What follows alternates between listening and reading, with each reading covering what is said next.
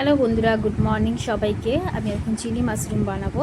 Tomato এখানে দুটো কুচিয়ে নিয়েছি, ক্যাপসিকাম, লাল ক্যাপসিকাম, সবুজ ক্যাপসিকাম, হলুদ ক্যাপসিকাম সব একটা গোটা করে কেটে নিয়েছি। পেঁয়াজ পাতা, রসুন পাতা কুচিয়ে নিয়েছি। এখানে বেশ কিছুটা 8-9-10টা মতো রসুন বড় বড় কোয়াটা কোচানো কুচিয়ে রেখেছি, পেঁয়াজ কুচিয়ে রেখেছি। আর আমি একটা পাত্রের মধ্যে মাশরুমটা সেদ্ধ করতে দিয়েছি, আর একটা কড়াইতে সাদা তেল অল্প নিয়ে নিয়ে চিনি দিয়ে দিয়েছি। দিয়ে এর মধ্যে ক্যাপসিকাম, পেঁয়াজ সব মগলা আধ ভাজা করে নেবো। এর মধ্যে একটু কড়াইশুঁটিও দিয়ে দেবো, আর নুন দিয়ে দিচ্ছি পরিমাণ মতন। যে যতটা তোমরা করবে সেই হিসেবে তোমরা মশলাটা অ্যাড করবে। আমি এখানে অল্প একটুখানি ছোটো চামচে 1 চামচের মতো নুন দিয়ে দিয়েছি। মাশরুমটাও সেদ্ধ করার সময় এখানে একটু নুন ইউজ করেছি, 1 চামচের মতন নুন দিয়ে ভালো করে সেদ্ধ করে নিয়েছি। চিলি মাশরুমটা এইভাবে বাড়িতে করে ফেলো, খুব টেস্টি হয় খেতে। বাড়িতে একবার করে দেখতে পারো তোমরা। আমি এটাকে আধ ভাজা করে এটা একটা প্লেটের মধ্যে তুলে নেব প্রথমে। তারপরে আমি এই কড়াইতেই অল্প তেল দিয়ে, মাশরুমটাও সেদ্ধ হয়ে গেছে, ওটাকে একটা ঝুড়ির মধ্যে ছেঁকে নিয়েছি।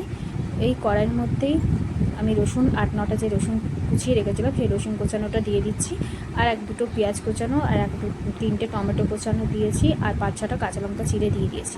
দিয়ে এটা একটু নাড়াচাড়া করে এর মধ্যে আমি আদা রসুন পেস্ট 1/2 চামচ, ছোটো চামচে 1/2 চামচ দিয়েছি, কাশ্মীরি লঙ্কা 1/2 চামচ, হলুদ গুঁড়ো 1/2 চামচ, 1/2 চামচ ছোটো চামচে 1/2 চামচেরও কম একটু চিনি দিয়েছি, আর soya sauce, tomato sauce, chilli sauce সব অল্প অল্প করে দিয়ে দিয়েছি। ভিনিগারও দিয়েছি, তোমরা ওই 1/2 চামচ করেই দিয়ে দেবে, আমি একটু আন্দাজ করে দিয়েছি, তোমরা সব 1/2 চামচ করেই দিয়ে দেবে।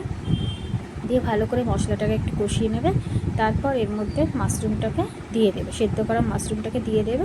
দিয়ে দেওয়ার পর তোমরা একটু নাড়াচাড়া করে আধ ভাজা যেগুলো করে রেখেছিলে, কড়াইশুঁটি, ক্যাপসিকাম, পেঁয়াজ, যেটা আধ ভাজা করে আমি প্রথমে তুলে রেখেছিলাম সেইটাকেও এর মধ্যে দিয়ে দেবো। দিয়ে ভালো করে মিশিয়ে নেবো। তোমরা এটাকে দিয়ে দিলাম, দিয়ে ভালো করে মিশিয়ে নিচ্ছি। এইভাবে চিলি মাশরুম বাড়িতে করে ফেলো। তোমরা ব্রেকফাস্টেও করতে পারো, ডিনারেও করতে পারো। তার সাথে যদি লুচি পরোটা হয় তারা কোনো কথাই থাকে না। আর রুমালি রুটি, লুচি, পরোটা এগুলো দিয়ে খেতে পারো। দেখো, আর তোমরা যদি ঝাল খাও তাহলে একটুখানি কাঁচা লঙ্কা বাটাও দিতে পারো। আমরা যেহেতু ঝালটা কম খাই তাই জন্য আমি এখানে কাঁচা লঙ্কা চিড়ে দিয়েছি, আর চিলি সস আর কাশ্মীরি লঙ্কা দিয়েছি। তোমরা যেরকম ঝাল খাবে সেরকম দেবে। আমার এটা হয়ে গেছে। তারপর আমি এখানে পেঁয়াজ পাতা, রসুন পাতা একটু ছড়িয়ে দিচ্ছি, দিয়ে একটু নাড়াচাড়া করে দেবো। দিয়ে আমার চিলি মাশরুম রেডি। দেখো কি সুন্দর কালারটা হয়েছে। তোমরা এইভাবে চটপট বাড়িতে বানিয়ে ফেলো চিলি মাশরুম।